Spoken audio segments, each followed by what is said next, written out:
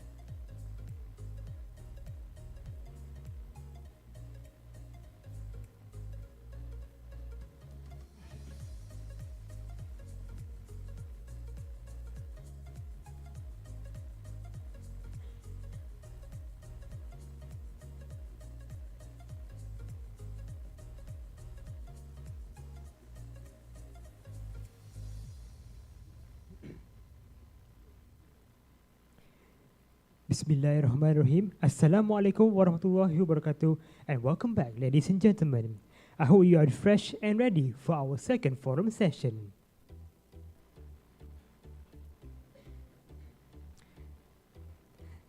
Our second forum session addresses the topic Railway New Energy Transformation. To set the stage, please welcome our keynote speaker, T.S. Khairul Shahri, from Project Team Head of Department from Sarawak Metro. Please welcome.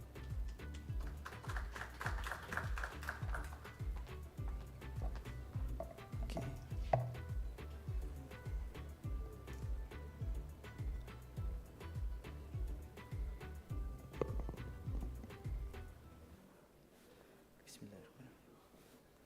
Assalamualaikum and very good afternoon to all the guests, industry colleagues, UniKL. Thank you very much for inviting me to give some thoughts on this railway new energy. It is a privilege to stand here on behalf of my Chief Executive Officer, T.S. Mazli Mustafa, and Sarawak Metro. The theme of this forum is on Vision Forward 2030. When we look forward to 2030, the single biggest challenge and opportunity facing rail and transit is energy. How do we move millions of people efficiently without moving the planet towards climate disaster? So today I will share how Sarawak is now just planning for the future, but building it right now with Kuching Urban Transport Systems projects. All right, maybe next slide.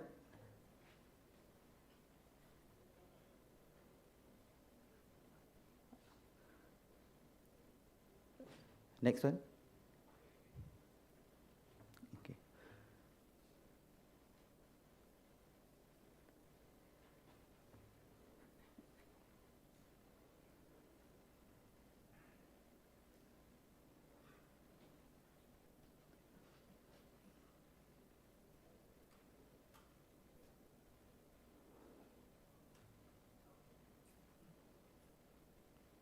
Actually, I have quite a lot of items or things to discuss and present to all of you, but I only have like 15 minutes. I try to fasten up everything.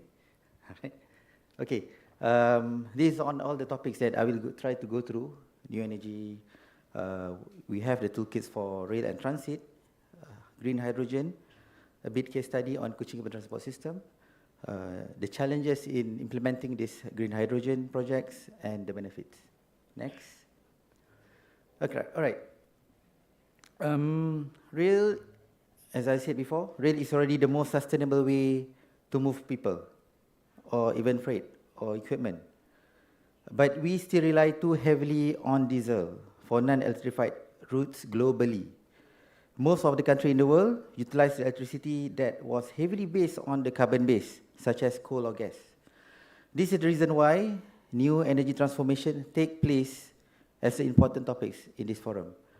As mentioned just now, the old energy ways are towards the end. So let's embrace the transformation, all right? Next. All right, there is three major contributors to this new energy transformation. The first one is energy security. Energy security is about the efficiency and sustainability of energy in railway. It is a must. Second, it is our commitment, Malaysian commitment towards net zero targets, demand the decarbonization of transportation. And of course, we have a vision to achieve by 2030 to ensure that we're able to cut our carbon emissions at least 45% towards 2030. Will be next. All right. Railway infrastructure plays a crucial role in transitioning to sustainable energy solution, making it essential for enhancing the energy security in the transport sector. All right, and then energy efficiency, ensuring efficient use of energy in railway operation while addressing challenges such as emission. It must be sustainable to reduce fossil fuel dependency. And then we as a country, we have abundance of water resources, enable us to use, for example, green hydrogen production. We have to leverage this local resource, while we have ample of sunlight enabled solar power year for all of year, and then this is reducing reliance on imported fuels. And the last one, we must be resilient against global shocks. Energy security protects public transport system from geopolitical and supply chain disruptions. Okay, next. Next, I will discuss a bit on the climate commitment. Next one. Okay, this is what happened in the last 3 or 4 decades. We can see our carbon emission is at peak. It's like, if you compare to 1980s, it's like 400% increase, and it's going higher. So we have to do something with this. Okay, next. On the screen, you can see that transportation contribute at least 25% of the carbon emission in the country. So some of it is contributed by railway and transit system. And then next one. Ensuring the decarbonization. One more click. We have to ensure the decarbonization. It will cap the temperature increase no more than 2%, and we are targeting at least 1.5%. We are not go more than that. And then we are targeting for 45% emission reduction by 2030. This is as part of Malaysia National Pledge to the United Nations FCC on the decarbonization of report. Okay. This is also part of our contributions, part of our pledge with other 195 countries when we sign on the Paris Agreement. So this is part of our movement to ensure that we're able to achieve this decarbonization targets. Okay, next slide. And then the last one, the last factor that I would like to choose to discuss is on the Vision Forward 2030. Next. By 2030, the expectation is that new energy solution will be the norm, not the exception anymore. We are at a tipping point. The shift from pilot projects to mass deployment must happen in this decade. Sarawak will do it, inshallah. It is between national net zero commitment and urgent need for energy security. So, the question is, it is no longer if we transition, but how fast and agile we are to change. Next. But technically, railway or even transit system, we have our own toolkit that can expedite this process. Next. At the moment, the traditional electrification, we have this for ETS, MRT, LRT3, name it. We have in Malaysia at the moment. It is best for high-speed system, ultra-high density intercity railway, but the constraint, massive infrastructure cost and work, high maintenance, prone to vandalism and sabotage, and visual clutter. Of course, we have all the catenary system along the way. Then we also have the battery electric system. This is best for shorter urban routes and bridging the gaps, but the constraint is range limitation because of the battery itself. And then charging downtime. And the last, we have the solution for both of these, either traditional or battery solutions. We have the hydrogen fuel cell. This is best for long range, heavy duty, and flexible route deployment. However, it requires new fuel hydrogen supply chain. All right, I'll bring, next slide please. Okay, I'll bring everyone on the green, in green hydrogen. All right, I'll bring you to this topic quite fast. All right, next. So why hydrogen? At the first part, it is non-metallic, it is non-toxic, it is lightest gas. However, on the right side, it is colorless, odorless, tasteless, and highly flammable. So, on the right side, it seems like a negative implication of having this hydrogen, right? However, hydrogen is energy carrier. Hydrogen stores delivers energy easily usable in easily usable form. It is simplest element on Earth. They're made up of one proton and one electron. Abundant of element on Earth. It covers 98% of the universe. However, hydrogen itself is not sustainable source of energy. Why is it? As it does not freely in nature. It must be extracted from other compounds. Okay?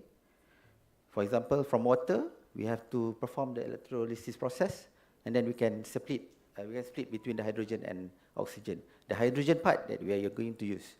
Okay, next. For the types of hydrogen, I just focus on the green hydrogen.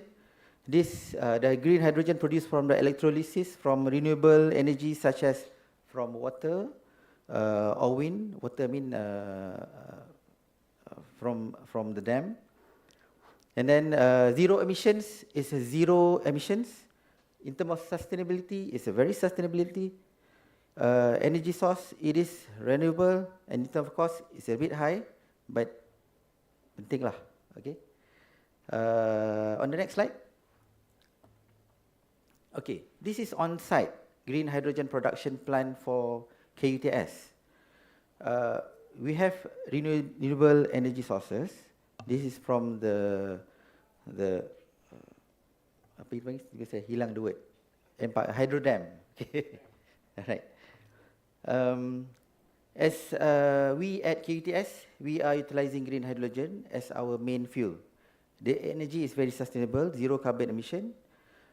In Sarawak, we have abundant resource of water. Hence, by utilizing the water to produce the green hydrogen, we have a very high potential of renewable energy integration.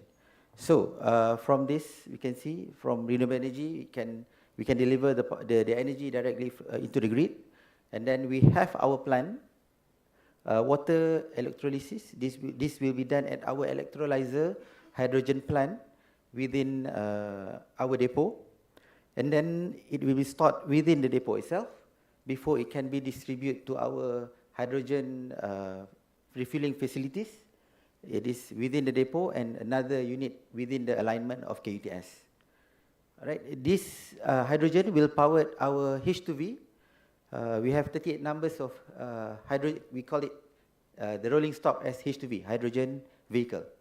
All right, H2V, and then it also powered up 55 units of our hydrogen feeder buses. Okay, next slide. Okay, I'll bring a bit on the hydrogen fuel cell for H2V. Before I go further, just bear in mind, some people ask me, the hydrogen will have a similar approach like combustion engine? No, for ART KUTS project, the hydrogen will be powered through the electrochemical process using the hydrogen fuel cell system to power up the H2V. Okay, next slide. Okay, this is a bit of how the concept of hydrogen fuel cell. We will have the hydrogen atom will enter the anode side, the left side, okay, and then oxygen will enter from the right side. All right. At the end, the electron will strip off the atom through the platinum catalyst. There is a few types of catalysts that we have. We assume this for using the PEM, platinum. And then the positively charged proton will pass through the membrane to the cathode, and the negatively charged electron force through a circuit to generate the electricity. So this is how we generate the electricity for our H2V. And then the byproduct of this electrolyzer, the hydrogen fuel cell system is only two. One is water. You can drink straight away the water itself. And then it's a heat due to this process. Next slide. So this is a top view of our ART, the H2V. We have the hydrogen tank, receptacle, hydrogen fuel cell. All of this equipment is located on top of the H2V vehicle. Hydrogen is stored in 4 fuel tanks at the motor car. Fuel cell system will convert the hydrogen and oxygen, as mentioned before. That will produce the electricity, water, and heat. And then it will produce electricity energy used for propulsion system and stored in the battery system or auxiliary power supply of the H2V. Seterusnya. All right, this is on hydrogen fuel cell architecture. This is all the major system within the hydrogen fuel cell that we have.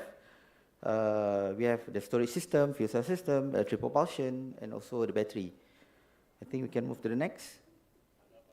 Right, a few facts that we have for KUTS ART hydrogen system. The refueling system is quite short, only 20 minutes to refuel all the 4 tanks. In terms of system efficiency, it have higher efficiency range of 40 to 60% compared to combustion engine that only have like 15 to 25%. Operating range for fuel, kita isi penuh the H2V, it can operate up to 200 km between the refueling. And then in terms of storage tank, we have 8 numbers of 7 kg type 4 hydrogen cylinder at 70 megapascal. It's quite high in terms of the pressure. And then we are using the purity of the hydrogen is 99.9995. 99.995, okay. And then the emission, carbon emission is 0. From our earlier calculation, KUTS will avoid at least 55 kiloton of CO2 emission in 2030. So that's the target at the moment, all right? Okay, next slide. I bring you the case study on Kuching Urban Transport System, where we are at the moment. Next. All right, this is the project governance. The owner of the project is Ministry of Transport Sarawak. Developer is SCDC, and we, Sarawak Metro, are the implementer, operator, and the maintainer of KUTS. Next. So at the heart of Sarawak Metro KUTS project is the autonomous rapid transit, powered by hydrogen fuel cell. Next. All right, this is a glimpse what is KUTS, what we are building in Kuching at the moment. We are KUTS phase 1. will consist of 3 lines, blue line, red line, green line, and 1 depot. So total length is around 60.5 kilometer, covering the entire Kuching city. Those in grey is a future line. So we are still way far to achieve in completing all the KUTS project for Kuching. Next slide. Okay, this is a bit on ART hydrogen vehicle. It is, I think I already repeat this for quite some times. It is zero emission vehicle powered by hydrogen.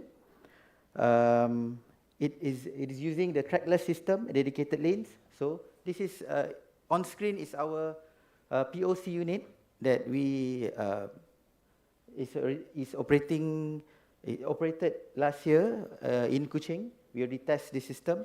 It is powered by hydrogen, and then it runs on rubber tire.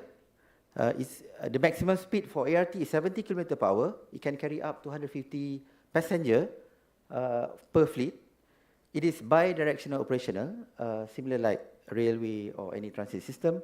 It is controlled in terms of movement using signaling control system. Okay, next slide.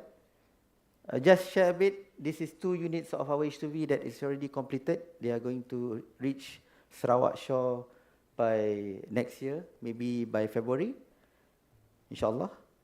Next, this is artist's impression of the ART station. It is a simplified version of station that we're going to have in Kuching. It is a people-centric design with cultural elements.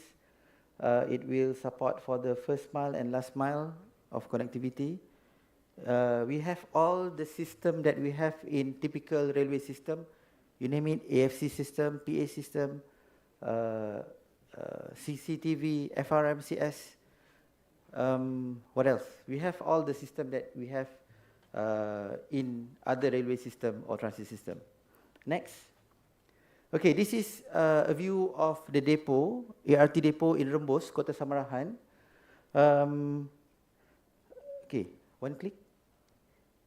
Okay, this is the blue colored is ART depot area. Another click. The yellow one is hydrogen plant. So it within the depot of Rembos. And then last click. Okay, this is on our feeder bus depot. All right.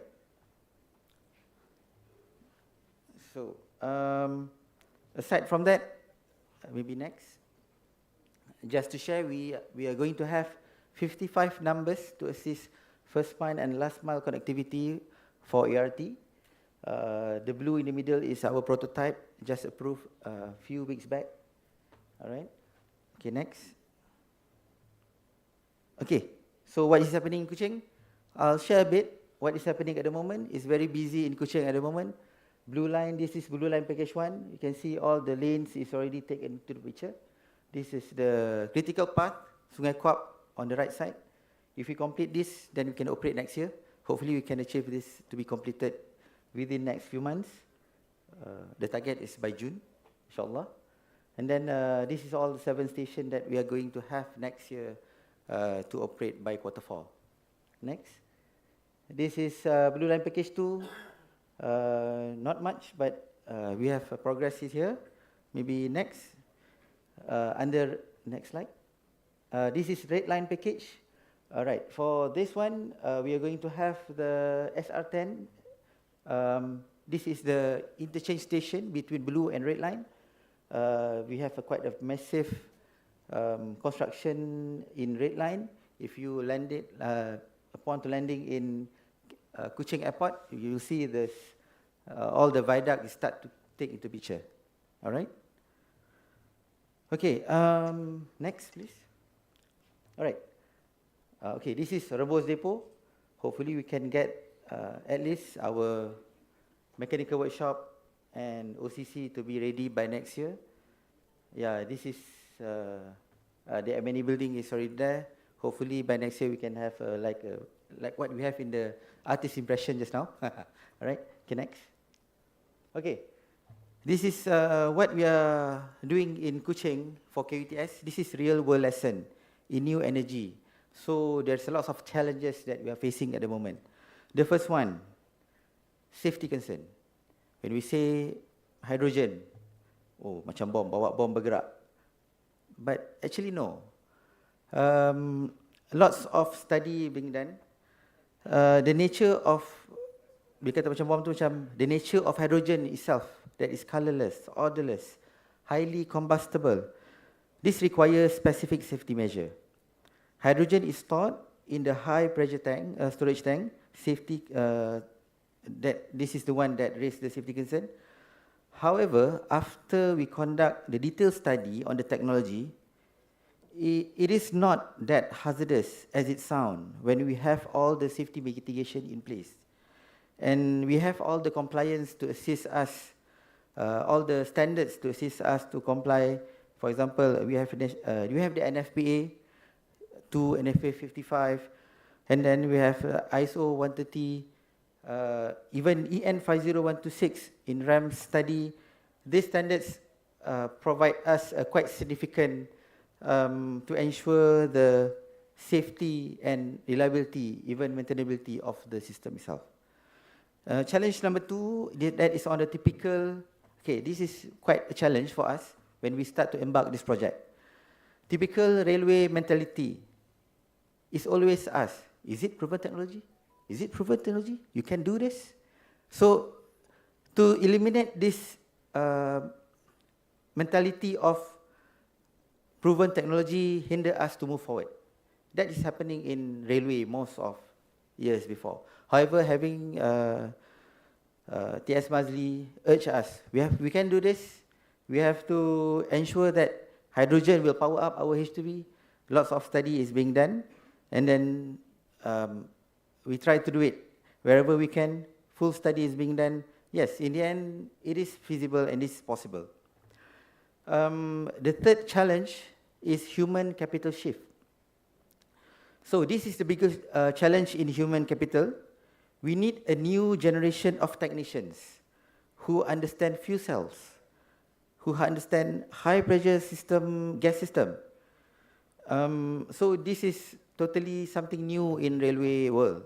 We only have these kind of people in oil and gas industries, but we have to adopt all the oil and gas technology, knowledge, know-how into the project so that we can absorb and we try to so that we can run this KUTS project. All right. So yes, we are heavily retraining our local workforce for this green job for the future. Okay, next. Next is on high initial cost for hydrogen ecosystem. Actually, I not really agree with this statement as a challenge, but yeah, I asked AI, what is the challenge? This is what ChatGPT says. However, for example, it is a challenge at the first place to convince the stakeholders to invest how many? 400 million, 500 million to spend on having hydrogen plant to produce the hydrogen. However, if we compare having the traction power for typical railway system, for example, we take MRT1 around 600 million, or LRT3 600 plus. So the cost of power supply distribution and having the hydrogen plant is comparable. It is similar. So it will be a high initial cost if it is for the brownfield project that you want to convert of using hydrogen, but not for the greenfield like what we're having in KUTS in Kuching. Next is a regulatory frontier. All right, for this, we are working with government agencies to ensure this is the first of its kind, adopting the hydrogen. Lots of new regulatory that we have to adopt, that we have to explore. Yes, we have few standards available at the moment. For example, IEC 63341, that is on railway application for hydrogen application. However, it's only covered for fuel cell. It's only covered for storage. But how about others? We have lots of integration issues when it comes to item 6. There's novel elements in interface and integration. I'll go a bit quite fast for this one. Next. Okay, for example, we have, laju-laju je. Okay, like we have safe height for jet flame. If there is, due to the storage, high pressure storage, it can produce the jet flame if there is any leakage. Stack ventilation design for building is not a typical design. We have to adhere to regulation or the guideline for the NFPA of not having permanent structure above H2V. Adoption of oil and gas standards. We have to introduce new system, new hydrogen purging facility within the depot for maintenance. And then we have hydrogen refueling within our depot.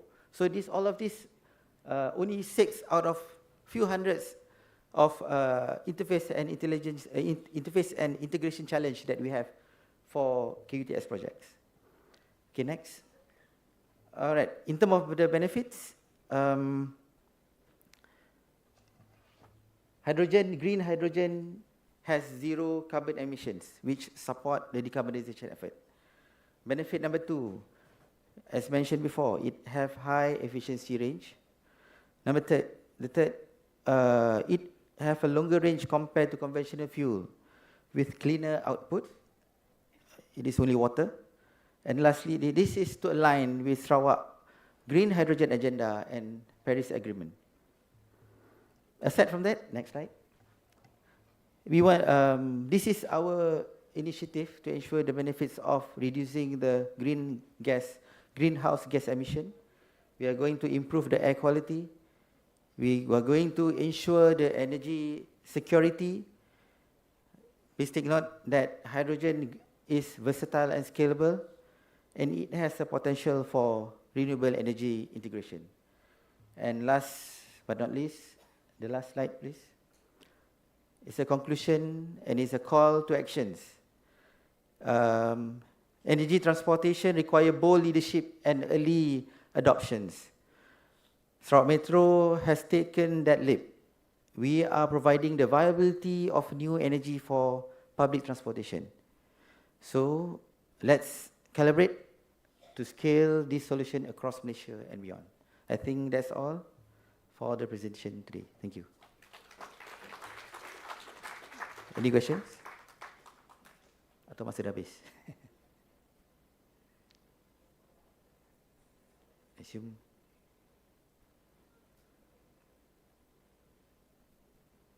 Okay. All right, thank you very much. Thank you to our keynote speaker for the sharing session. Now, let us invite our corporate highlight, Mr. Yu Song Chen, Director of Liuzhou Railway Vocational Technical College, ASEAN Office. Please welcome.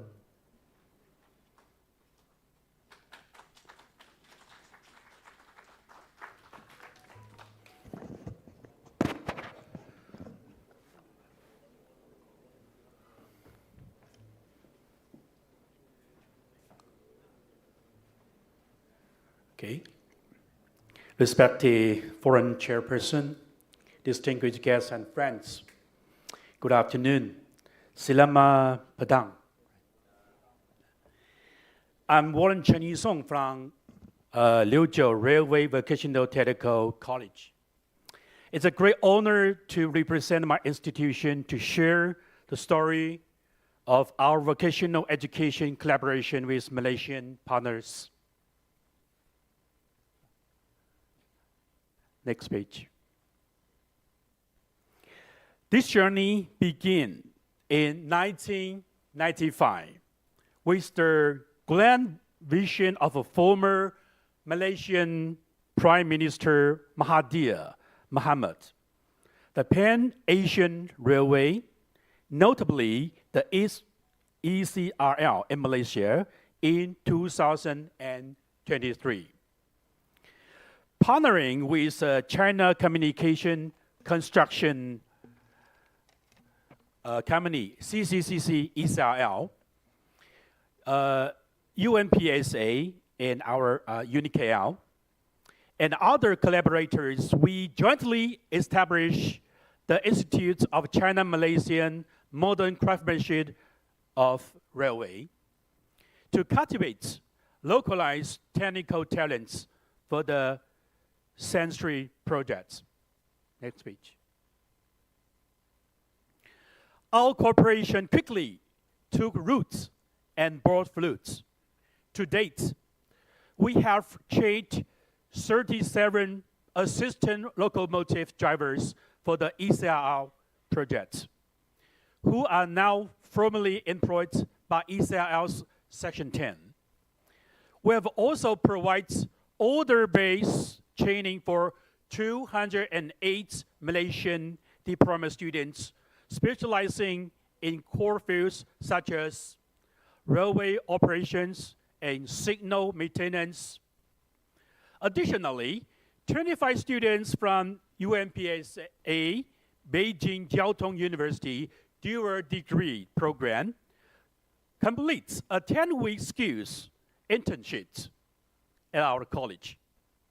The ECRL track maintenance training base, phase 1, specially designed by our college for the Panghan Skill Development Center, has been completed. It is ready to deliver ECRL infrastructure training. We have also organized a railway teacher training program for UMPSA and UCYP University. We participated in the founding ceremony of the Railway Academy at UCYP University and donated 99 railway textbooks and reference books. Together, we have adapted Chinese high-speed railway standards into 9 professional teaching standards and 22 internationalized courses suitable for Malaysian students. Even more excitingly, we guide students from our KKMT to win the silver medal at the 2024 World Vocational College Skill Competition, achieving a 0 breakfast. Next page. Building on this solid foundation and to put broader resources, on April the 9th this year, witnessed by provincial and ministerial leaders from both China and Malaysia, 6 core institutions officially launched a China-Malaysia TVET Industrial Education Alliance in Malaysia. Starting with railways, the alliance aims to expand into Malaysia's key industries such as new energy, vehicles, artificial intelligence, and smart manufacturing. Its membership is growing steadily, with many Chinese and Malaysian enterprises and institutions actively applying to join this platform.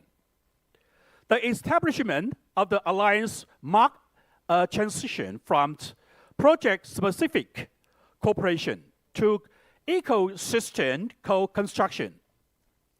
In August this year, the alliance phrase achievements were presented at the China ASEAN Education Exchange Week in Guiyang, China, and successfully incorporated into the framework of the China ASEAN Vocational Education Consortium under the administration of China Ministry of Education.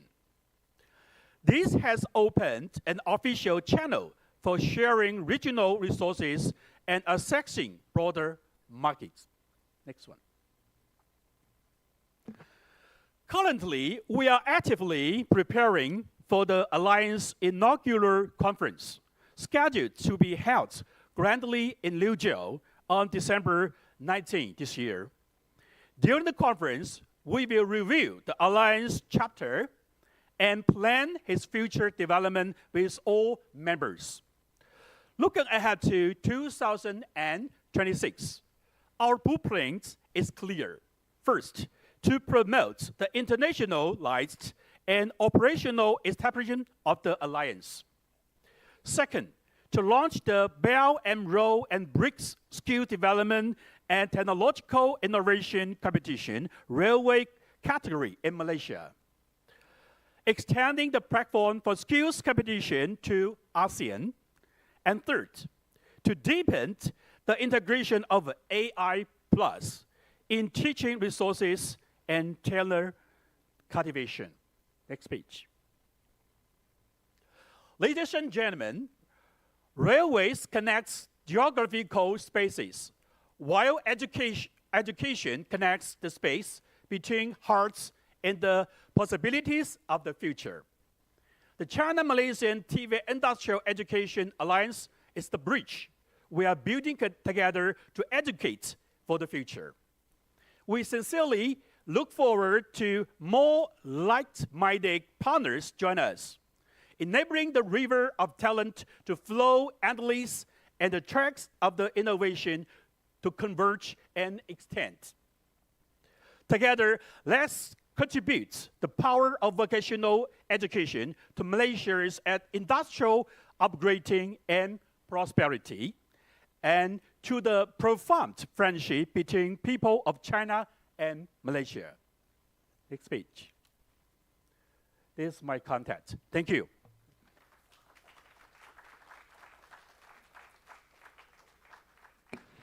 Thank you to Mr. Yu Song Chen for the sharing session. Now, let us invite our session moderator, Mr. Hazwan Alif bin Abdul Rahman, the CEO of CMC Group, for the next part of our second forum session. Please welcome.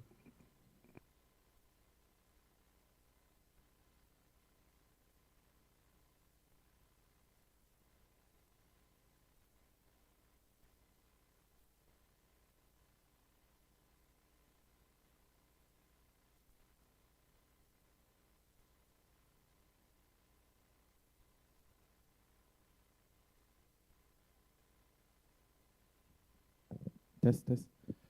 Assalamualaikum warahmatullahi wabarakatuh. Good afternoon, everyone.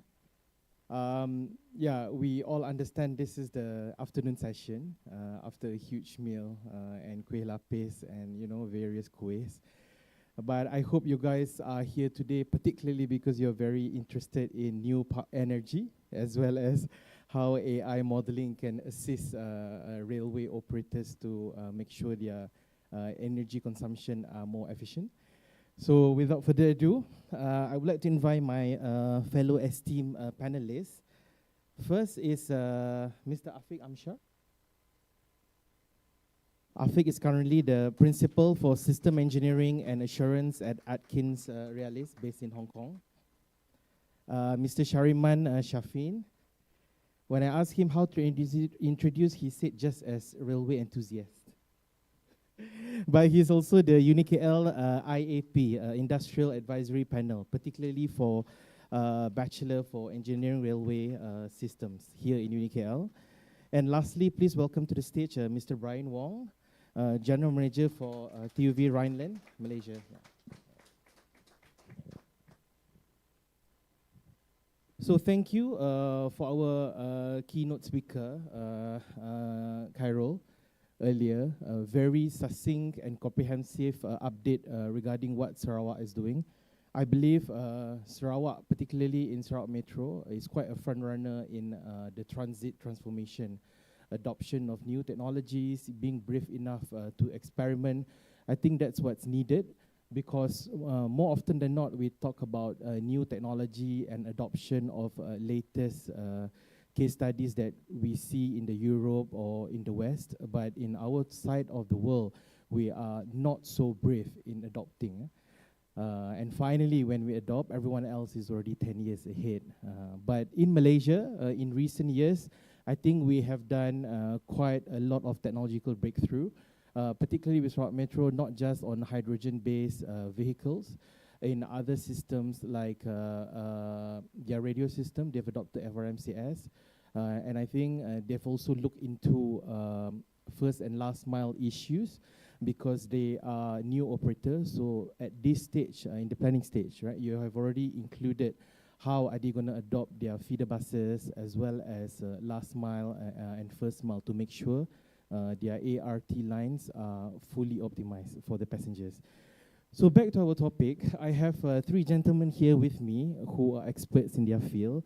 I would like to start first with Mr. Afiq. Yeah? Particularly your role, you have been involved in many rail projects around the world. I myself and Afiq also involved in Ho Chi Minh City MRT Line 1 in Vietnam. He was with Hitachi back then. So can you tell us, particularly for emerging propulsion technologies, now we have, we spoke earlier about hydrogen-based, we've got battery electric, hybrid system, supercapacitors. So amongst all this, in your opinion, what would be the most viable for Asian rail market? I don't know whether it will affect, but in a tropical countries like us. Thank you, Mr. Moderator. Assalamualaikum. Good afternoon, everyone. Just as what the moderator mentioned, just after lunch, everyone feels sleepy. That include myself. After long days, I just realized I'm the only one that actually wearing tie as a panelist today, because I flew all the way from Hong Kong for this occasion. In Hong Kong, basically now is winter, so it's a bit cold. Then I realized Malaysia is so hot. But yeah, this is how it is. So back to the question. In respect to the subject today about AI, I have my phone just to support me, similar to what YTL did earlier. So yeah, about Asia market, I believe Asia is a bit diverse. You know, you have multi-mega city, you have islands, you have rural area as well. So you don't have any one fit of system that can actually be applied to all this area. So in terms of what kind of technology that will be applied, that mainly depending on the infrastructure that can be done on that particular area. Also, I suppose the policy, the environmental on that area itself. So when it comes to efficient public transport, let's look on mega city like Indonesia, Jakarta.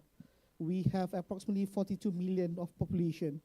In Ho Chi Minh City, where we both used to work there, we have approximately about 17 million of people. Even in Manila, it's about 13.5 people on that city area.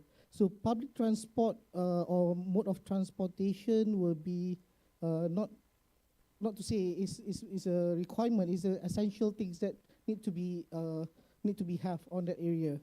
So looking at all this so-called new energy transformation, as explained by our speaker earlier just now, we have multiple kind of energy or type of transportation.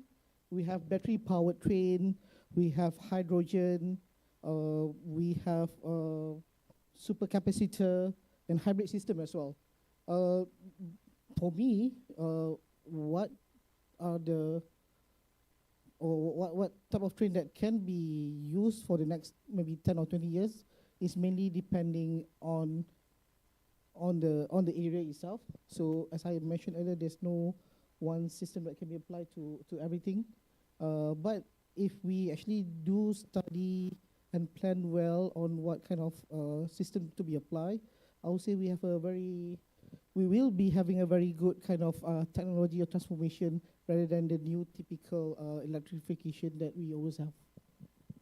Okay, yeah, thank you very much. I think one of the key takeaway is definitely in terms of the policies that are available in the country itself. But yeah, quite right. We will talk about whether greenfield and brownfield project would be beneficial in terms of transformation of energy sources in railway. But Mr. Shariman, bringing up to you, when we talk about policy, normally we are referring to government intervention in markets, right? Especially for countries like Malaysia, where we definitely require government intervention in new markets, especially. So if we look at Malaysia currently, we have NETA, our National Energy Roadmap, Transition Roadmap. We also have few other various sort of ESG comprehensive framework to support this. But In your opinion, what kind of governmental intervention, especially when it comes to addressing issues of high capex? Because as you mentioned before, all these new energy sources require hydrogen plants, for example, or even if you were to import it from somewhere, the transaction costs as well as the risk of having stable power sources. So what kind of governmental intervention you reckon would be beneficial for players in the industry to venture and be encouraged to look into this new energy as a business? Thank you, Mr. Hazwan, for having me, and also thank you for UniKL for inviting me to be on the same stage as a very prominent individual here today to discuss on this new energy transition. And as for disclaimer, I'm not representing government here today, although I'm a government servant. Again, as mentioned by Mr. Hazwan, I am a railway enthusiast, peminat kereta api lah in Malay. So, and it just happened that I am IAP of UniKL, one of the IAP. So I'm here today to discuss on the subject, and also interested in the development of Malaysia Railway and also the world as a whole. And I cannot imagine to be discussing this topic on the afternoon session. So I hope you can bear with us. Please bear with us and to listen to our take on the issues brought up by Mr. Hazwan. So again, on the issues of government intervention. The way I see it, this is not the work of government alone, of course. This must be supported by private and coming in with their resources, with their money, with their technology. And I would like to see this from how government can intervene in terms of regulatory reforms, right? And also how we can open up opportunities for PPPs. Right? As I'm sure we all agrees that PPP will be a good collaboration opportunities for the private sector to come in to accelerate the energy transition. Okay, on regulatory reforms, Malaysia has quite good at implementing few policy changes, and the policy scaffolding is good for rail, especially when it comes to railway as national decarbonization and industry opportunity. So in the recent years, we have so many things being done, and as rightly mentioned by Hazwan, the NETR is the main policy crafted by the government, head by Ministry of Economy, to steer things towards net carbon zero by 2050. And so many things being targeted to happen in that year, 2050. And one of it is by introducing NETF fund, the National Energy Transition Facilitation Fund.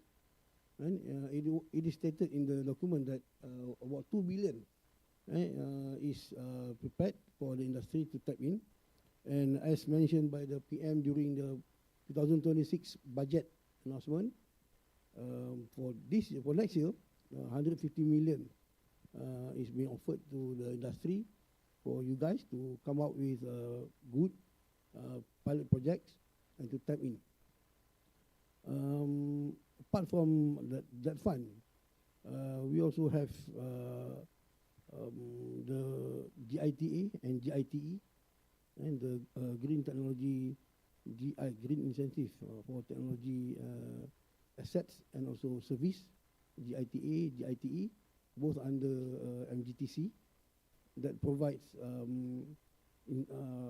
grants and loans specifically for energy sectors. But both of these fund pools, for me, I think we can do it better by suggesting to the government that it must be real specific. For now, it is energy sector wide. And there is no specification. It's not specific for rail yet, but with proper suggestions, I think the industry can ask for the government to specifically provide the incentives for rail sector, and I wish to see if it is possible, if the government can allocate 10 to 15% of the allocation specifically for rail. For example, in GITA, GITA is the incentive for assets, but it is again general assets that in accordance to the green technology, my hijau under MGTC. But I think railway can do better.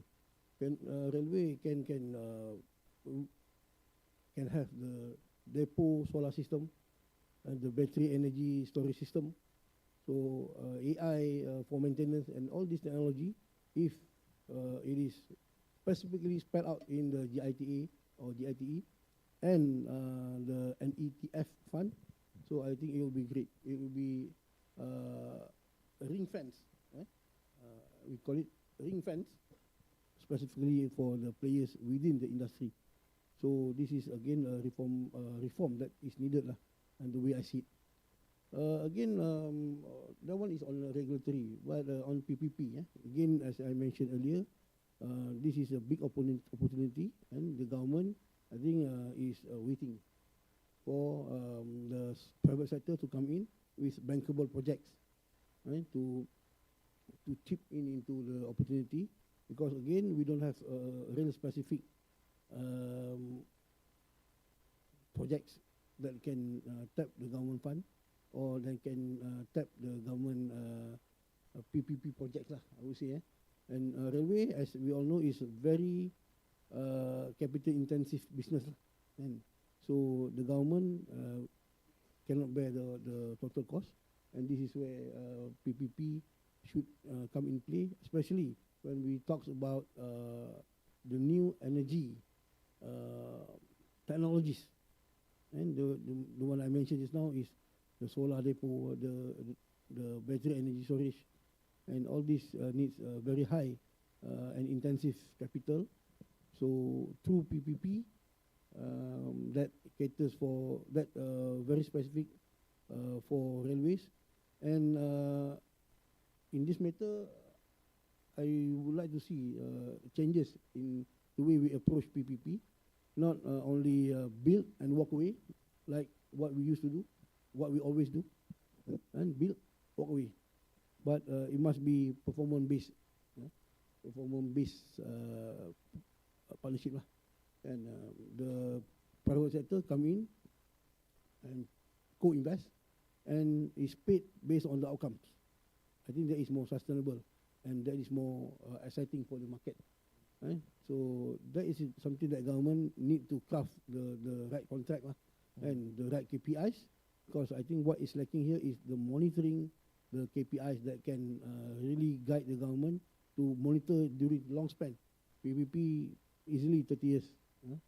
So this is important for now.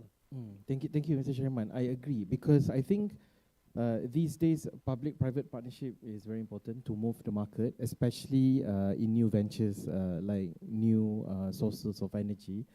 However, again, if I combine both of you earlier, it's relating to the policies as well as the demand, right? Basically, creating the demand, actually the ball is in the operator's court. And in Malaysia's case, operators are basically government-linked companies lah. So whether or not they want to take renewable as source of energy for their particular up-and-coming trains or whatever vehicle, this is the question that they need to, what we call, choose lah, make decision, right?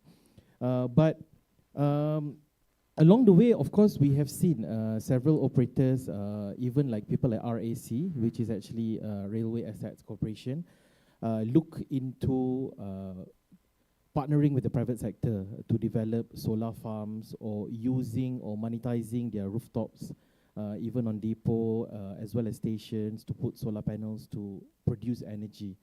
But so far, what I understand, all these are net off against the electricity that they consume for the non-railway systems, basically their facilities, their admin buildings, and whatnot. Why? This is when I come to Mr. Brian, because particularly, number one is the stable source of energy. There are various case studies in the world. For example, we have a friend from Alstom here where some of their projects for hydrogen-based trains have got to be stopped because the unstable supply of hydrogen fuels. As well as, I think in the UK, there was one successful POC, but the OPEX to maintain it is a bit too high. And when all this disrupt the supply of the energy, then because passenger trains are safety critical, so I think it comes to you, right, being a certification body per se. What would you think would be how safety certification frameworks evolve in order to address these challenges in the railway market? Hello. Good afternoon. Thanks, Haswan. And earlier, with your warning that I should make my reply to be all layman, so I tried to not so technical so that it's understood. But I think in terms of a safety certification framework, it is actually not new. In fact, the same framework can be applicable for different sort of evolutions. So compare from last time, we have a steam engine, then we have a diesel engine, then to electrification to overhead line to third rail. Then now we have a battery cells, whether it's using electric or using hydrogen. So the more about you still apply the life cycle assessment to identify what are the risks relating to implementing this kind of may not be proven in the application for railway. So, and again, I think we have to echo what Dato' Yusof mentioned this morning, as well as what mentioned by Cairo just now. Us being safety certification, we are always the one to ask and to question, is it safe? So because the easiest way for us to always say that, your thing is proven in use, so that easy for us to tick the box. But if we are the one to always prohibit all these innovations, then we are like, maybe like Dato' Yusof mentioned this morning, it's like aircraft. All the aircraft that you see, 30 years, how many 50 years, you still see almost the same. But for railway, we have all the steam engine, all the way to high-speed rail, hyperloop, or a lot of different new modes of transportation. So, so again, even though, like I said, we are a safety certification body, but we have to embrace new technologies as well. So, and again, our basis is not about like being compromised of all the new technology, but rather we will still use back the same life cycle assessment. Maybe we use IEC standard or EN standard, that for example, like RAMS, EN 50126. That is not too specific to any technology, but rather at every different phases during planning, during design, you have to look at all these things, even though it's proven in use. But for railway project, every project, it's unique by itself.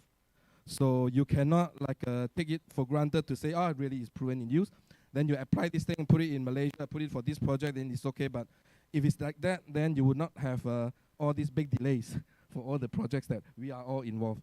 So, so I think most important is about still applying the same safety management process, identify all the risks, not to take it for granted. I think look at that. So I would then say that we should encourage new technology, especially now the trend is going for sustainability. So for green energy source, so if we could, but of course, like I said, there are still some challenges when we talk about all this new technology. So that's why the risk management process still need to be fully integrated into it. That is as part for the project team to look at it, but of course, important like from us as a third party normally. So we will have to play our role to ensure, again, that all these new technologies, again, sometimes it's not new technology, but it's the same railway project, but with some innovations like from ETCS to CBTC or different energy propulsion system. So yep, I think it's not that we have to be really concerned that, oh, this is new. No, it's not. So we can still apply back all these life cycle processes to ensure you still design properly, then you have manufactured, installed properly, tested it, and you do all the proper verification, validation. And again, not to forget, that is the part when you hand it over to the operators to maintain and operate. A lot of people just say that, oh, your certification ends when you hand over the system to the operator.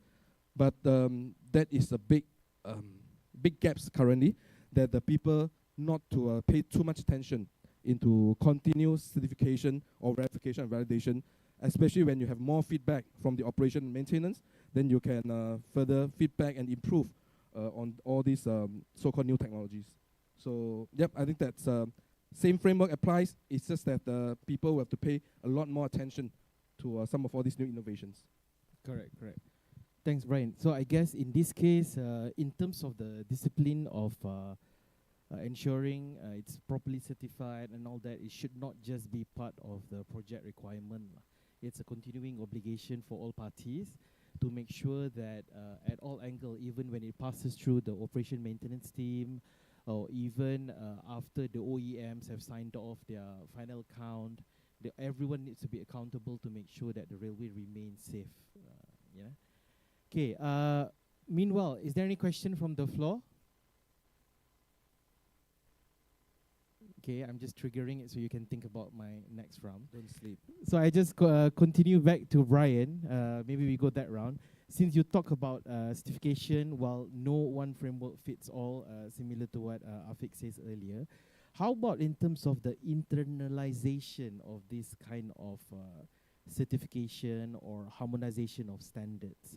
Because as we can see more and more in rail, specifically even for Malaysia, we are looking to operate some of our lines along the railway line that cross borders, right? For example, from Malaysia up to China, for instance. And along the way, we are also looking at the power grid integration, starting with ASEAN. I think we also are talking about ASEAN power grid integration, where we will be able to export and import energy, whether it's conventional or new sources of energy between countries. So more and more, this harmonization as well as internalization become quite crucial. So what's your take on that one? Where are we today, and what do we need to do in order to make sure this will be seamless? Okay, I think the vision is always good that I think for ASEAN, all the way link up, even all the way to Europe. But of course, the interest of normalize or commonize it, it's a big task. In Europe, of course, you have European nations that they have spent many times, that they have a committee to develop common guidelines and standards, so that all the members would comply and to work towards the same set of standards. But for Asia, in particular, we even talk about just Southeast Asian, they are not as, even though at where we are now, the maturity of standards are still not there, because they will have, we already know that they have several parties would have their own interest to push through their standard to be the standard to be applied for the region. So then they will have the upper hand over the others. So we can see like in Europe, you have like ETCS. Then again, I think we are talking like non-biased here, since we are more like sharing session. Like Chinese have a CTCS, Korea have a KTCS. So same, the train control system are more or less like that, but they will still have certain criteria, how they put it. So I think the challenge would be to really set up a directive or a committee, really to push through that, take away all the particular interests. With that, getting the industrial player, government bodies, and as well as some suppliers, consultants, certification body like us to sit in to look at commonize a standard that can be applied across, for maybe start out with the small region, then bigger region. I think that would be, like I would say, it's not like you can say it like a month or even in 1-2 years. It's a big task, but you need to start somewhere. So now that we already have like trains starting, linking up from Malaysia to Thailand, China side coming down to Southeast Asia as well.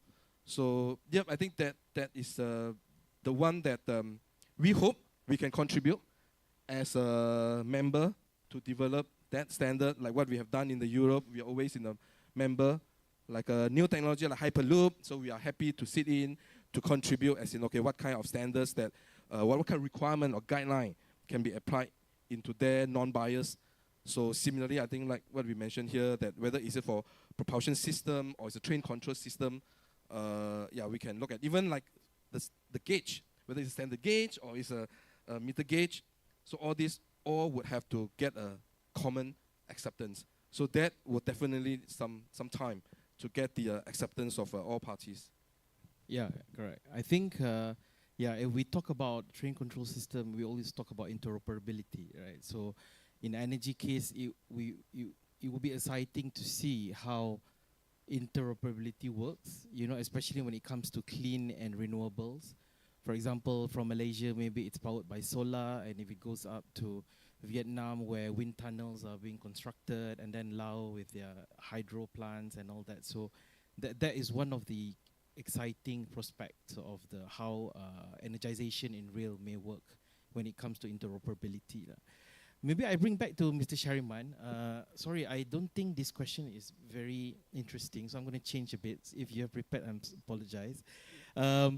When we talk about all this, it goes back to human capital, basically, right? We can have all of the OEMs from all over the world, as Brian's mentioned, whether they are from the west, the east, the central, or whichever. But ultimately, for Malaysia's scenario, what do you think about the human capital that we have today in order to adapt, or firstly, to receive this technology know-how, whether it's being transferred by virtue of engineering, construction, or even operation and maintenance? And what can we do if there were to be gap? I'm sure there is. What kind of key action items that we need to do to make sure that this gap can be addressed in the long run? I'm very hopeful on this subject that Malaysia can be ready to receive this new technology, especially when we talk about new and energy transition.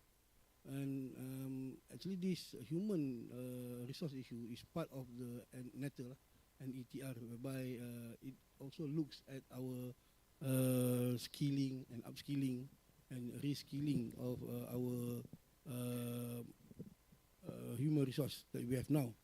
And for the future, I think many of the universities have prepared their curriculum towards this hydrogen-based technology, AI-based systems, and maintenance softwares and whatnot. So I'm very hopeful of this readiness. And I talked to UMP once, UMPSA.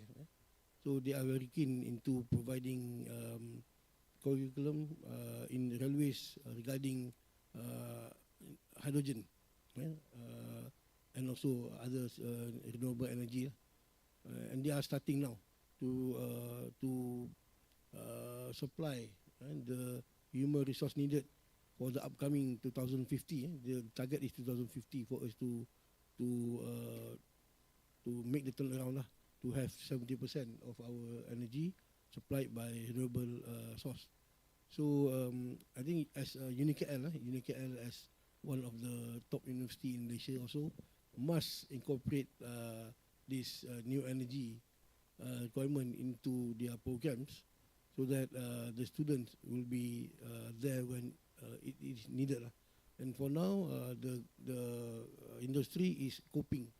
So we are depending on what we have, the human resource that we have now, the electricians and the people that have skills in what they are doing in engineering.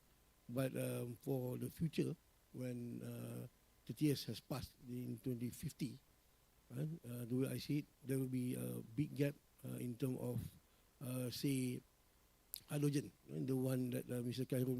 Khairul mentioned. And as we talked about this before, not only railway, not only must be good in operating the railway, but also need to look into the supply. Like Sarawak, in the case of Sarawak Metro, not only they are the operators, but they also need to make sure the hydrogen supply is there. So in railway, so not only the railway engineers know how to fix the railway, but also now they have to look into how to properly supply energy. And this is not limited to hydrogen as new energy, but also electrification as a whole. Like ECRL, they are now playing with the idea of having their own IPP or IPU to supply energy specifically for rail operation. And KTMB also once look at it, but again they are still looking into it. But this is the future. Right? The railway engineers no more confined to electrification, signaling, comms, but also energy, and to be part and parcel of their expertise. And as we now sitting in UniKL, and I'm also the IAP of UniKL, so I'm very hopeful to see our new batches of students, of graduates, is equipped not only in railway know-how, but also in energy as a preparation for the transition. Okay. Thank you, Mr. Sharman. Coming back to you, Afiq, so quickly, let us combine a bit with the earlier session this morning about AI, right? So now we want to implement AI modeling into how railway energization can be optimized amongst operators, right? If you can provide us some insight, particularly example, Hong Kong MTR, where of course they've been operating for hundreds of years, or any other rail that are quite matured already in the world, would you be able to enlighten us in terms of how this AI modeling or adoption of technology can improve the energy consumption and ultimately achieve the net zero objectives? Yeah, sure. Thank you very much. Transformation is one thing, but how you run the train is another thing. In Hong Kong, by having MTR, that has one of the most efficient railway operation, they have approximately about 290 kilometer length of track, more than 100 station. They did, which I can share, approximately about 3 things in terms of optimization of the so-called energy. Number one, when it comes to AI, they actually did some modeling in terms of the route of power distribution and the operation itself. So from this model, they can understand where actually the power being used more often and where there's the power being used less. So this come back to what been shared since earlier today. It's all about data. Since MTR has been running for many, many years, so they have captured all this data, and from this data they can actually understand, even though the system say that you have to go fast on this particular area, but the actual, based on the data that being captured, at certain area you actually can go lesser compared to the speed that being recommended. That's number one. Number two, they're using AI to actually model their timetable. So even though you have your own timetable, you have the headway that you have to actually follow, but the timetable can actually show you this come back actually to the data, Hong Kong population on daily basis, the ridership is approximately about 4.5 million daily. I'm part of that 4.5 on daily basis. So we have to squeeze in. So there's time that, less people, there's time that actually there's a lot of people. So all these things actually has an impact on their timetable. So based on the data that being captured, they arrange their timetable of the train. So that actually can so-called save a bit of energy. it might not be that much, but still, 10 or 20, 10 to 15% is still something. Number three, they actually used regenerative braking system. What does it mean is basically train move by having a contact between the wheel and the track. So whenever you brake, you actually create an energy. So in MTR stations at certain area, they actually have the so-called the safety box or a safety place where they actually capture all this braking energy. So whenever a train actually braking, they capture the energy, they put it in this so-called safety box. So when next train jumping into that station or that area, they will actually deliver back that particular power to the next train. So this is a continuous process on their operation. So these are the three things that MTR apply. There might be more, but these are a very common three practical MTR application. So can Malaysia actually do the same thing? I think yes, but there might be some modification that you have to apply basically on the station, on how actually the driver practice. Most of our train maybe is automatic, but if you can make some adjustment on it, these are some sort of energy that we can actually save. Fantastic.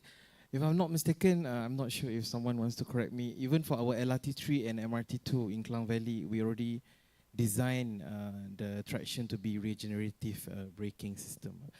But if we ask them whether it's worth it or not, I don't think they can because of data.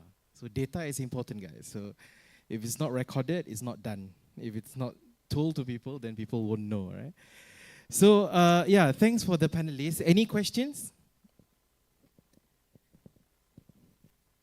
Regarding technology, right? So I'm also a council member of MARIC, Malaysia Railway Industry Corporation. We also work with MITE under MOSTI, Ministry of Science, Technology, Innovation, for a program called ITIC, which is, I was just Googling it because I wasn't sure myself.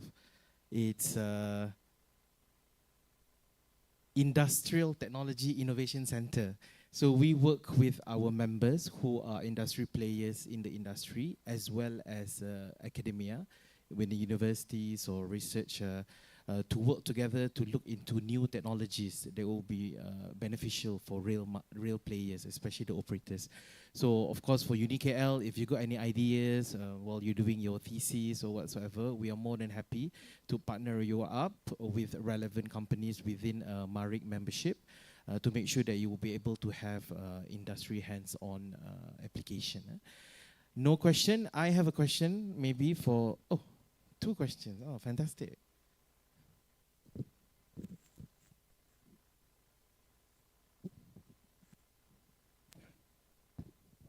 Hello, Assalamualaikum warahmatullahi wabarakatuh. I'm from Minconsult, the railway division. Just to add on, just now to what the gentleman from MTR. Atkins from Atkins. For your information, I think all of us should know, the government has already legislated EECA, Energy Efficiency and Conservation Act, starting January this year. That means under the NETR, especially a railway, they have to be audited. And you can see on page 36 of NETR, there is a energy audit for any consumption more than 2 million ringgit per year. They come under EECA Act, which is already enforced by today. And we have already cautioned, or we have already engaged few of the operators in this country on this EECA Act. And therefore, I think it is pertinent that the benchmark of, say, urban transit, MRT1, MRT2, LRT1, LRT2, what is the benchmark per person, per kilometer, per person, per month of energy consumption? I've done some work on that. We have already compared between LRT1 and LRT2 per person, per month, per kilometer of energy consumption. So at least we need to have some idea. But this needs to be translated into the EECA Act, which is already in force. And Parasarana, I think they have their sustainability chief there, and I'm sure about other mainline operators like ATMB and also ERL, later on MRL. So they all will be subjected to this EECA audit because the consumption is going to be more than 2 million ringgit per year, which is a certain milliju per annum. So it's all there in the Act. So I think it is good that this was brought up, and the government has already took note of that. I represent Institution Engineers Malaysia. I'm the chairman of the railway systems and the EETD. We have already submitted our 6 recommendations to the MOT, what they need to do. 4 of them under regulatory and 2 of them under education and training. This was done in 2 or 3 years ago, and some of them are already taken into account in the NETR for railway systems. Thank you. Fantastic. Thank you for sharing, sir. Was there any another question?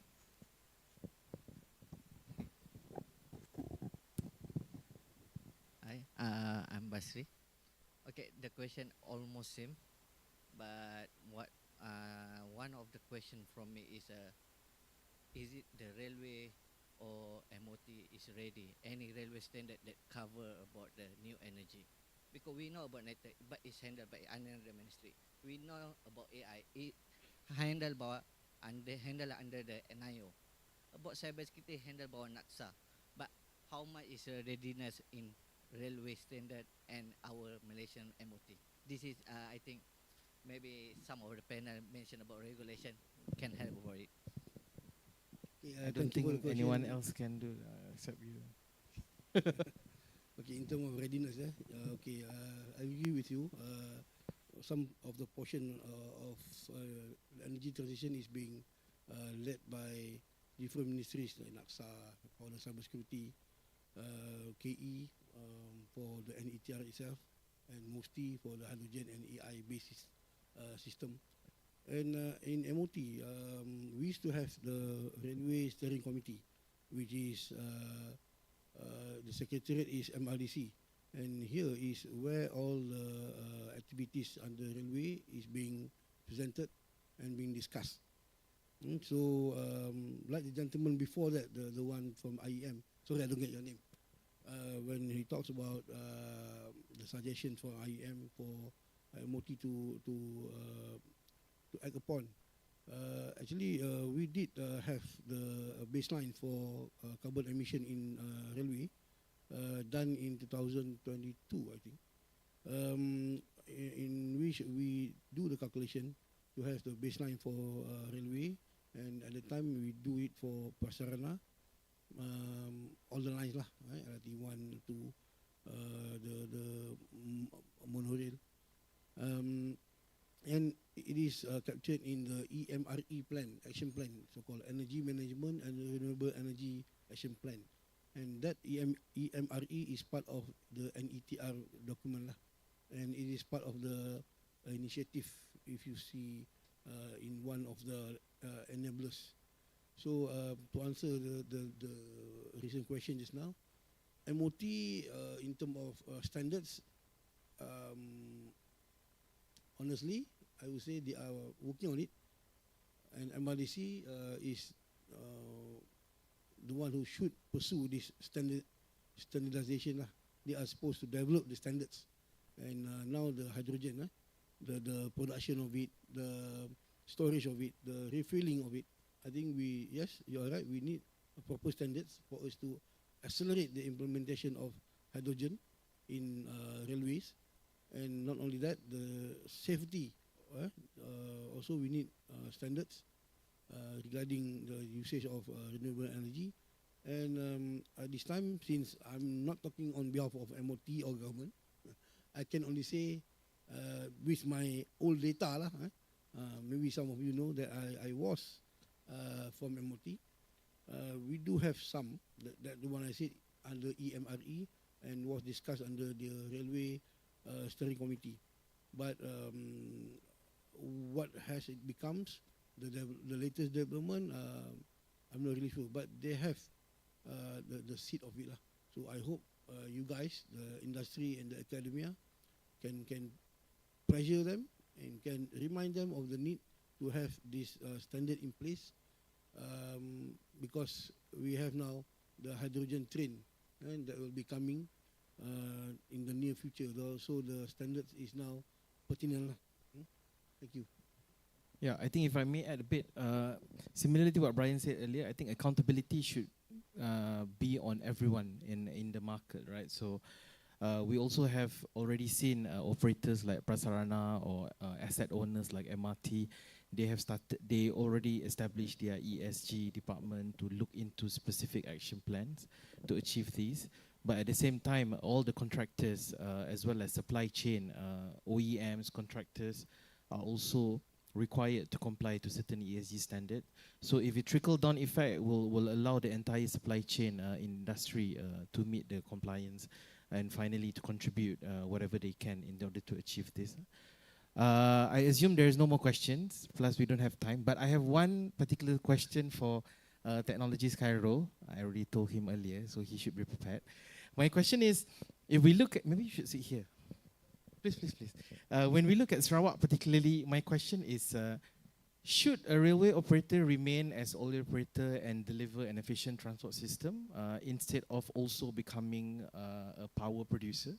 Wouldn't that make Sarawak Metro lose focus on your mandate? Thank you, Tuan, for the questions. Looking at, there's two projects that we've seen come into failure in terms of hydrogen implementation. One, we have the Alstom train in Germany.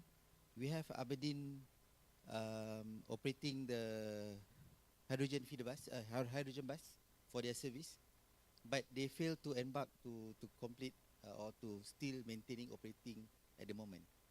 The main reason is they don't have the supply. They don't have the hydrogen supply because of reliance to another party. Because of this, like what is happening in Germany, they have to return back to use the old train instead of using the hydrogen train. So same goes to in Aberdeen. They are going back to diesel bus to operate. So having like what we are doing at the moment, like what ECRL is doing, having their own IPP for power producer. This is part of the mandate. We have to ensure that the operation of the public services is on point. We can use it. It's reliable. It's available all the times. So if we have to produce the power, we have to produce the hydrogen, we have to produce the fuel, then be it. We have to do it. If not, we might have issues in operating this public transport. I think this answer. Okay, thank you. So we all agree, Sarawak Metro is very bold. So anyway, thank you very much for my fellow panelists. Very good to have you alongside for this panel session. And thank you for organizer for having us in this afternoon session. Yeah, that's pretty much panel number 2. So thank you very much for joining us.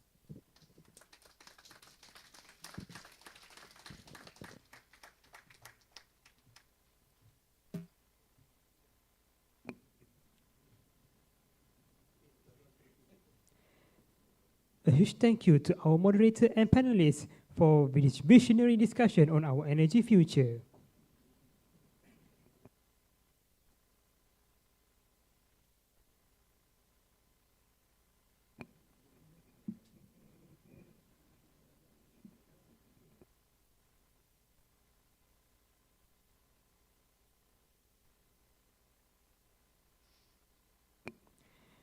We have now come to the end of the second forum session.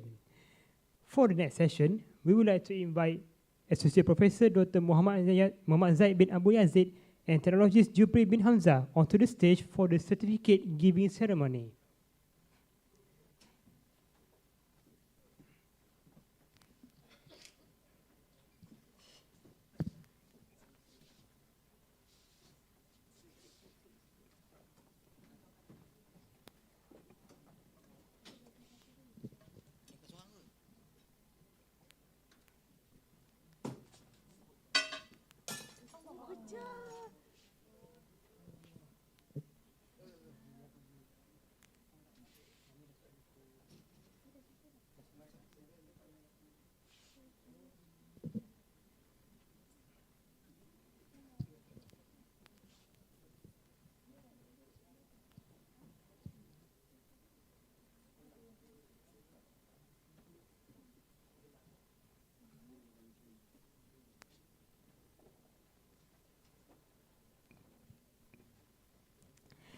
Ladies and gentlemen, as a token of our deepest appreciation, we will now present the mementos to our keynote speakers, moderators, and panelists of both sessions.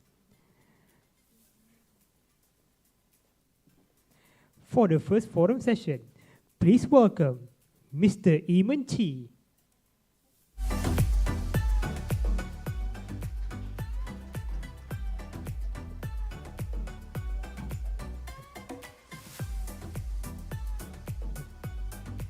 Mr. Sangeet Suresh.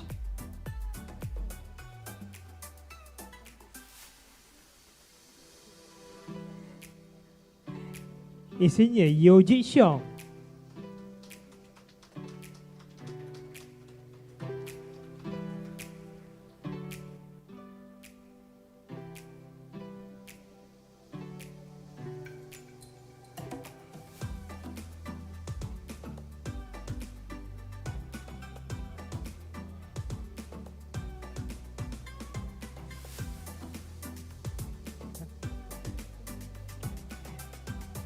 Mr. Noel Devon.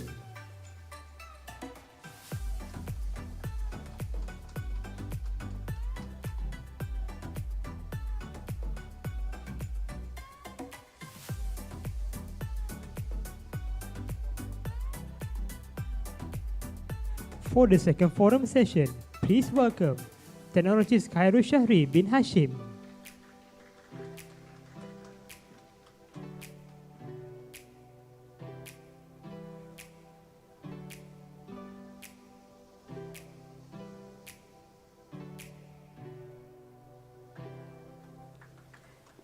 Mr. Hazwan Alif bin Dato' Abdul Rahman.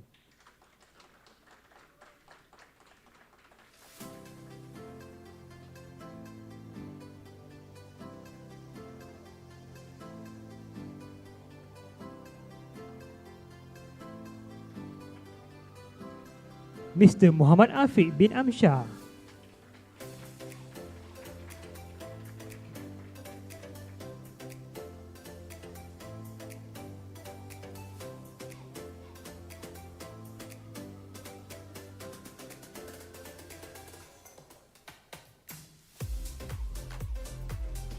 Mr. Muhammad Syariman bin Syafi'in.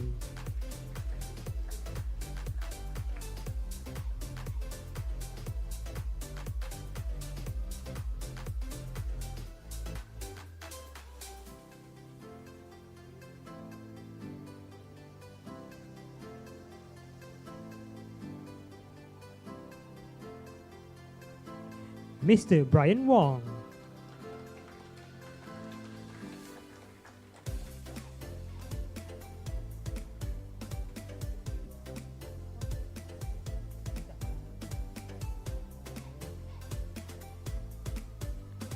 We proceed to the presentation of Certificate of Training Completion to the lecturers and students from Liuzhou Railway Vocational Technical College. Please welcome the representative, Li Xuangzi, for the presentation of certificates.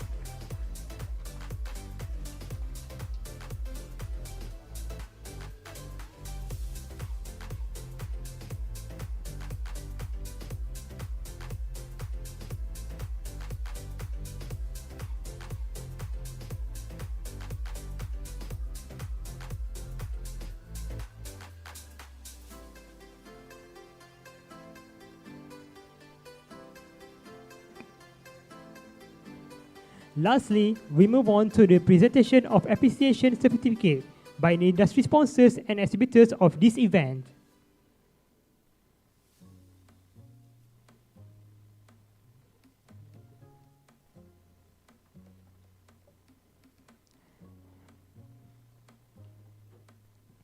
Please welcome Mr. Brian Wong from Tourism Malaysia Sendirian Berhad.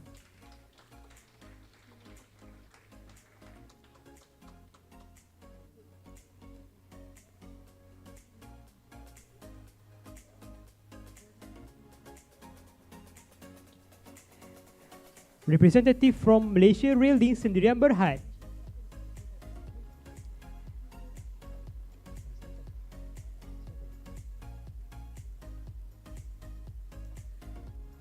Representative from UniKL Malaysia China Institute.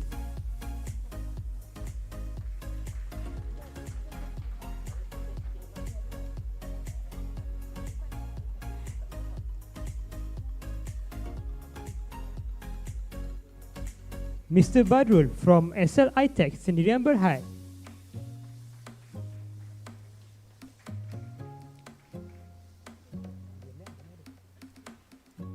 Mr. Hanif Ghazali from Daya Maju Infrastructure Asia Sendirian Berhad, or its representative.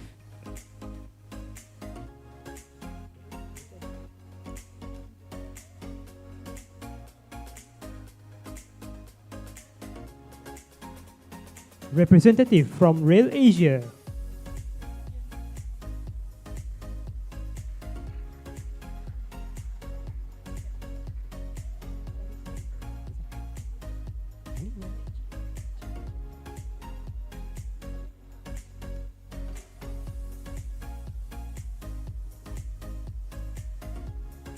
Madam Liping Wang from GN High Tech.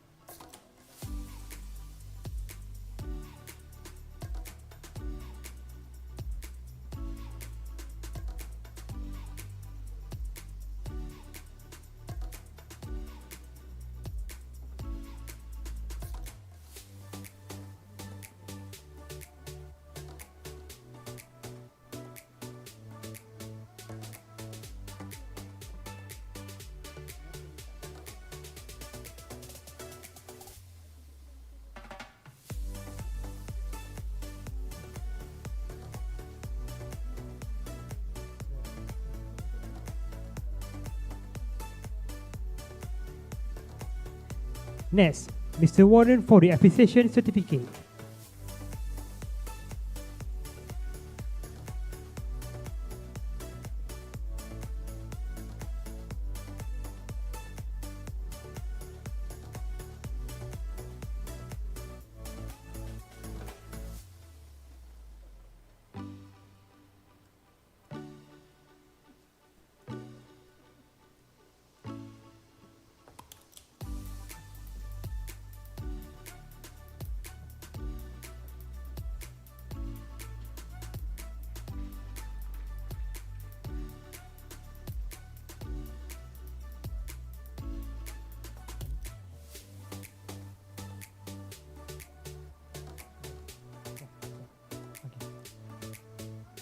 Thank you, Dr. Muhammad Zaibul Abu Yazid and Jupibi Hamzah for the certificate giving ceremony.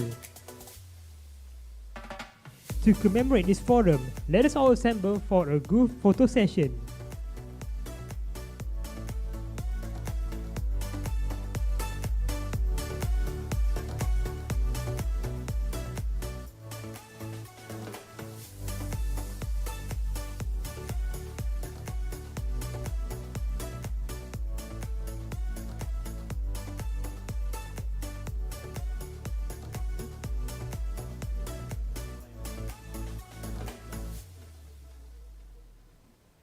To the participants on the left side, please move to the center part for the photo session because the cameraman cannot see you guys on the left side. Please move to the center.